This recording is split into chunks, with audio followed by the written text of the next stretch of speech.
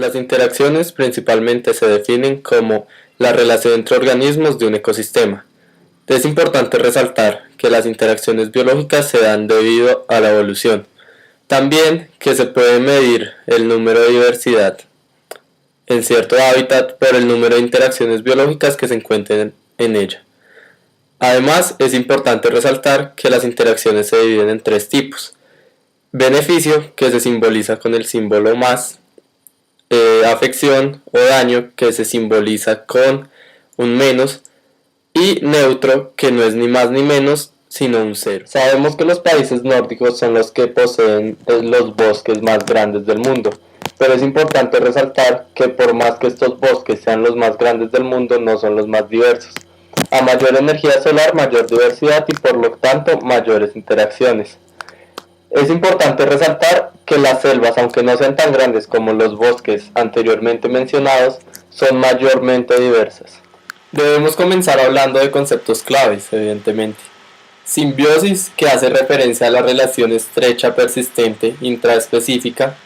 El neutralismo, el amensalismo, el mutualismo, el comensalismo, la competencia, el parasitismo y la depredación. Hay que tener cuidado teniendo en cuenta que el neutralismo no es una interacción biológica que tenga simbiosis debido a que no hay afección alguna, ni positiva ni negativamente, en alguno de los organismos. Ya que sabemos cuáles son las diferentes interacciones biológicas que podemos encontrar en diferentes hábitats, vamos a empezar hablando del mutualismo. Este hace referencia a la relación entre dos especies que se benefician mutuamente. Existen dos tipos, la obligatoria y la facultativa. En la selva tropical vamos a encontrar el ejemplo de la polinización. ¿A qué hace referencia esto? A que el 90% de las plantas de la selva tropical se pueden reproducir debido a los polinizadores que se encuentran en la selva. Entonces, pues evidentemente es un factor en el que tanto los árboles y las diferentes especies de plantas se benefician en su reproducción, como los diferentes polinizadores se benefician debido a la comida que en ellos se encuentra.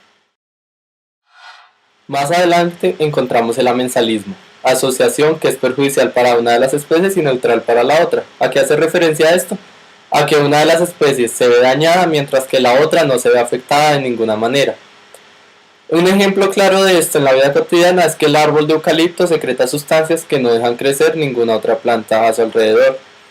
En la selva tropical, específicamente en Amazonas, encontramos árboles de gran tamaño que impiden la llegada de la luz solar a hierbas que se encuentran a ras de suelo. Claramente, estos árboles de gran tamaño no se están viendo afectados por la situación, mientras que las hierbas que se encuentran a ras de suelo evidentemente tienen un daño debido a que no obtienen la luz solar necesaria para hacer su proceso de fotosíntesis. Encontramos el caso totalmente contrario, que hace referencia al comensalismo, asociación en la que una de las especies es beneficiada y la otra no es beneficiada ni perjudicada. Hay diferentes tipos de comensalismo como el inquilinismo, la foresis, la mebiosis.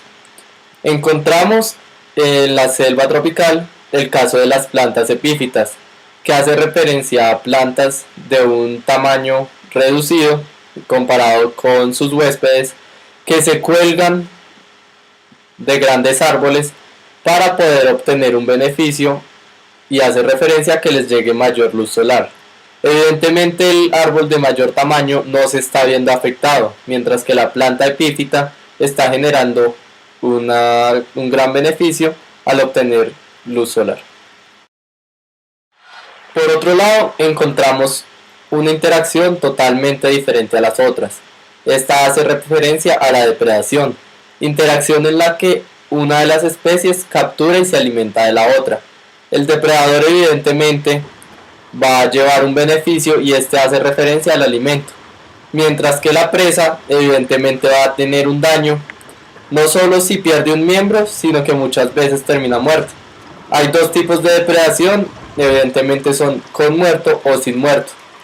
En el caso de la selva tropical encontramos grandes depredadores como el jaguar o diferentes tipos de felinos que se alimentan de pequeños y medianos mamíferos. En el río Amazonas encontramos además caimanes caimanes de diferentes tipos, diferentes especies de caimanes, que se alimentan de peces, sin importar pues el tamaño ni nada, debido a que son grandes depredadores que pueden manejar estas situaciones. Por otro lado, encontramos una interacción totalmente diferente a las otras.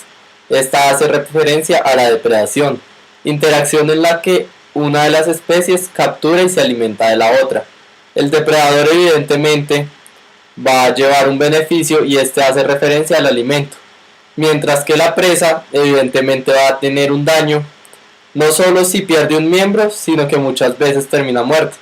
Hay dos tipos de depredación, evidentemente son con muerto o sin muerto. En el caso de la selva tropical encontramos grandes depredadores como el jaguar o diferentes tipos de felinos que se alimentan de pequeños y medianos mamíferos. En el río Amazonas encontramos además caimanes de diferentes tipos, diferentes especies de caimanes que se alimentan de peces sin importar pues el tamaño ni nada, debido a que son grandes depredadores que pueden manejar estas situaciones. Finalmente encontramos la interacción llamada competencia. Un argentino diría acerca de esta interacción: che, la competencia es como el fútbol, vos nunca sabes cómo va a terminar el resultado. Es evidentemente muy difícil determinar si el resultado de la competencia va a ser ambos especies van a salir beneficiadas o ambas van a salir dañadas, o una va a salir beneficiada y la otra va a ser dañada, pero en la mayoría de los casos ambas especies se ven afectadas. ¿Cuándo se da la competencia? Cuando dos o más especies compiten por el mismo recurso que es vital para su crecimiento. Entonces en la selva tropical encontramos pues el caso de diferentes mamíferos que tienen que competir por su territorio para poder mantenerlo con otros mamíferos.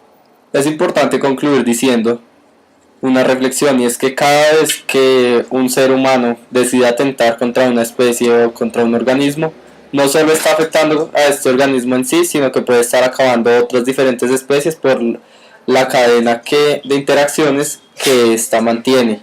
Entonces es importante que el ser humano tome decisiones conscientemente de lo que puede estar afectando, por lo cual los invitamos a que si en algún momento deciden acabar con una especie nativa, ya sea de plantas o de animales, para generar un bien común o algo de consumo, consideren dos veces cuál puede ser el daño que este va a generar a su entorno debido a las interacciones o a los animales que dependen de las interacciones con esta especie que ustedes estén acabando. Gracias.